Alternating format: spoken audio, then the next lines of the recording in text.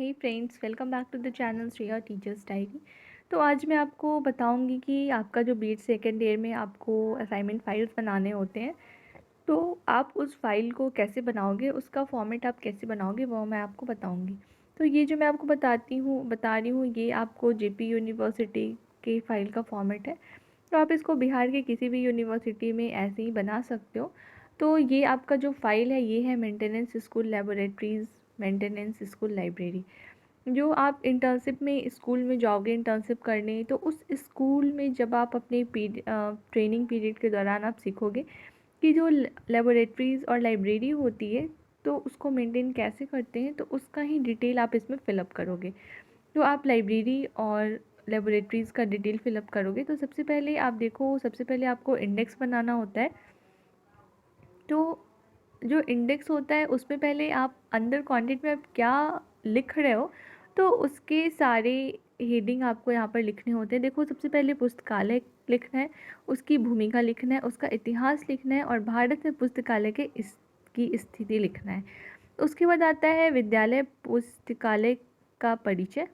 फिर आता है विद्यालय पुस्तकालय का उद्देश्य। उसके बाद आता है पुस्तकालय कक्ष व साज सज्जा। तो ये टोटल हो गई पुस्तकालय मतलब लाइब्रेरी की डिटेल्स। उसके बाद इसमें लेबोरेटरीज़ की भी डिटेल्स आपको डालनी होती है, तो ये आ जाएगा। उसके बाद प्रयोगशाला, प्रयोगशाला की भूमिका, प्रयोगशाला का इतिहास, प्रयोगशाला का महत्व, प्रयोगशाला का साज सज्जा व रख रखाव। उसके बाद आता है भौतिकी प्रयोगशाला, रसायन शास्त्र प्रयोगशाला, जीव विज्ञान प्रयोगशाला। तो ये सारे आपको इंडेक्स में डिटेल फिलअप करने होते हैं। उसके बाद आपको अंदर फाइल में कैसे क्या लिखना होता है, वो मैं आपको बताती हूँ। देखो, आपको अंदर क्या लिखना होता है। यहाँ पे आपको पुस्तकालय की भूमिका लिखनी होती है। तो आप पुस्तकालय के बारे में यहाँ पर लिखोगे।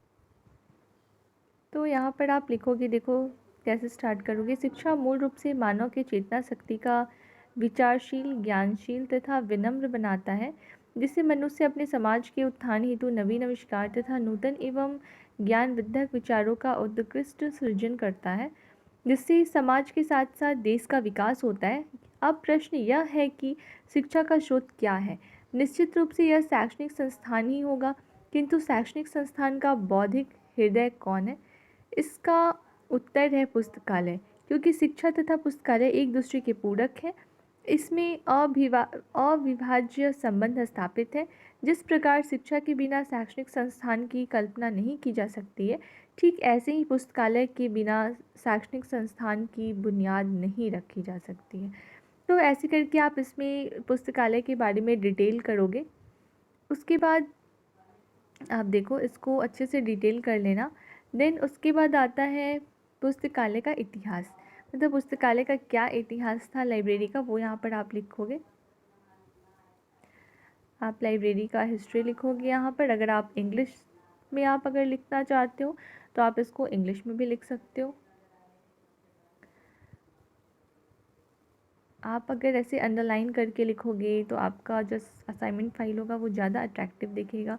फिर उसके बाद नेक्स्ट हेडिंग आता है भारतीय राष्ट्रीय पुस्तकालय। तो उसके बारे में आप लिखोगे। फिर यहाँ पर साइकोलॉजिस्ट ने क्या कहा है पुस्तकालय के बारे में, फिर आप उसको लिखोगे। अगर आप चाहो तो इससे रिलेटेड कुछ फिगर भी पेस्ट कर सकते हो यहाँ पर। देन आता है भारत में पुस्तकालयों की स्थिति। तो यहाँ अभी भारत में क्या स्थिति है पुस्तकालय की, आप यहाँ पर वो लिखोगे। उसके बाद आप पुस्तकालय का फॉर्मेट बनाओगे। पुस्तकालय विवरण, विवरण पंजी, लाइब्रेरी बुक इशू रजिस्टर। जो हम लाइब्रेरी में बुक इशू कराते हैं, तो किस स्टूडेंट ने कौन सा बुक लिया है, वो सारे डिटेल हमें यहाँ पर लिखने होते हैं। तो देखो, मैं आपको एक बार दिखा देती हूँ अच्छे से। आप सेम फॉर्मेट में लिख सकते हो। देखो, यहाँ पर संस्था का नाम लिखना होता है, यहाँ पर आपको डेट लिखना होता है, फिर सीरियल नंबर लिखना होता है, फिर नेम ऑफ़ द बुक्स लिखना होता है, फिर सूची क्रम संख्या, पुस्तक की दशा, मतलब किस दशा में आप पुस्तक दे रहे हैं बच्चों को, पुस्तक लेने वाले का नाम, वर्ग व नामांकन संख्या, पुस्तक लेने वाले का हस्ताक्षर, पुस्तक लौटाने की तिथि, दंड व क्षतिपूर्ण की राशि, दंड का कारण व पूर्ण विवरण अगर कोई हो, किसके द्वारा और किस वर्ष दंड वसूल कर पुस्तकालय कोष में जमा किया गया, और लास्ट में हो जाएगा पुस्तकालय अध्यक्ष का हस्ताक्षर और विशेष विवरण। तो ये था आपका format library book issue register का। देखो उसके बाद हमें लिखना होता है विद्यालय पुस्तकालय के बारे में, मतलब स्कूल में जो लाइब्रेरी होता है तो उसके बारे में आपको डिटेल लिखने होते हैं। फिर आता है विद्यालय संबंध पंजी, मतलब स्टॉक रजिस्टर ऑफ लाइब्रेरी। तो उसका यहाँ पर आप फॉर्मेट बनाओगे, देख लो कैसे बनाओगे। यहाँ पर नाम लिखोगे, एड्रेस लिखोगे, पीरियड लिखोगे, फिर यहाँ serial number, name of article, ये सारे डिटेल आपको फिलअप करने होते हैं। तो आप ऐसे ही फॉर्मेट बनाओगे, फिगर ड्रॉ करना। उसके बाद आप ये लिखोगे प्रत्येक विद्यालय में कुछ समान नियम होते हैं, जो नियम निम्न हैं। तो ये आप वो जो पेज था उसके बाद ये पेज है। उसके बाद आता है लाइब्रेरी कार्ड। जो लाइब्रेरी कार्ड होता है वो कैसा होता है, उसको आपको उसका फिगर बनाना होता है।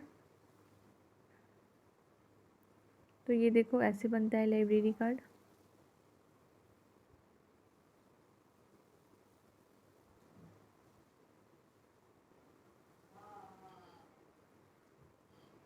देन आपको पुस्तकालय के उद्देश्य लिखने होते हैं। तो यहाँ पर आप पुस्तकालय का उद्देश्य लिखोगे। फिर आप लिखोगे पुस्तकालय के निम्नलिखित उद्देश्य हैं, उसका जो उद्देश्य है वो आप यहाँ पर लिखोगे।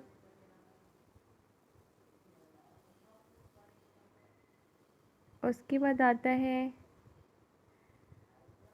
Assertion register magazine. यहाँ पर आप वो बनाओगे name of the book, month, year, publication, price. फिर उसके बाद आप लिखोगे पुस्तकालय कक्ष एवं साज सज्जा।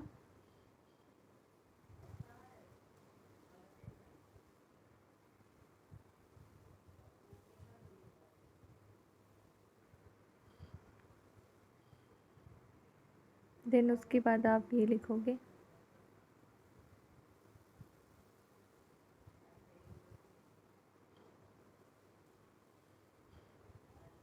उसके बाद आता है प्रयोगशाला लेबोरेटरी। तो आप लेबोरेटरी के बारे में पहले उसका इंट्रोडक्शन लिखोगे लाइब्रेरी का। तो ये रहा लाइब्रेरी का इंट्रोडक्शन। फिर उसके बाद हम लिखेंगे लाइब्रेरी का इतिहास, कि लाइब्रेरी का क्या इतिहास रहा है। तो ये आप लाइब्रेरी का इतिहास लिखोगे यहाँ पर।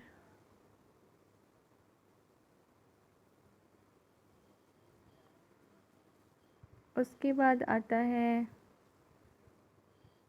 ये इतिहास ही है, सॉरी ये प्रयोगशाला का महत्व है।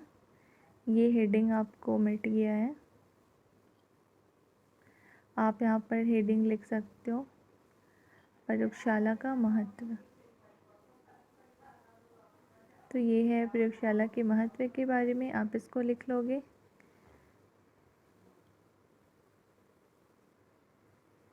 उसके बाद आता है भौतिक प्रयोगशाला। तो ये भौतिक विज्ञान प्रयोगशाला के बारे में है।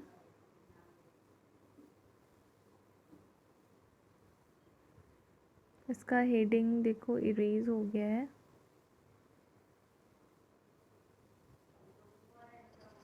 आप यहाँ पर हेडिंग डाल लेना।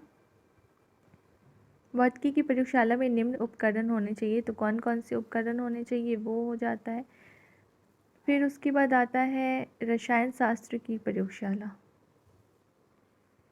तो ये है रसायन शास्त्र की प्रयोगशाला के बारे में, उसका रख रखाव और क्या उपकरण होने चाहिए वहाँ पे। तो ये है उसका डिटेल। उसके बाद आता है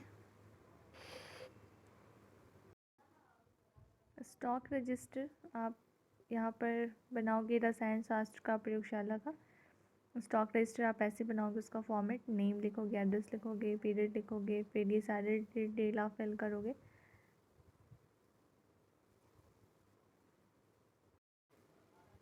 उसके बाद लिखेंगे जीव विज्ञान प्रयोगशाला के बारे में। तो ये आप डिटेल लिखना है जीव विज्ञान प्रयोगशाला के बारे में।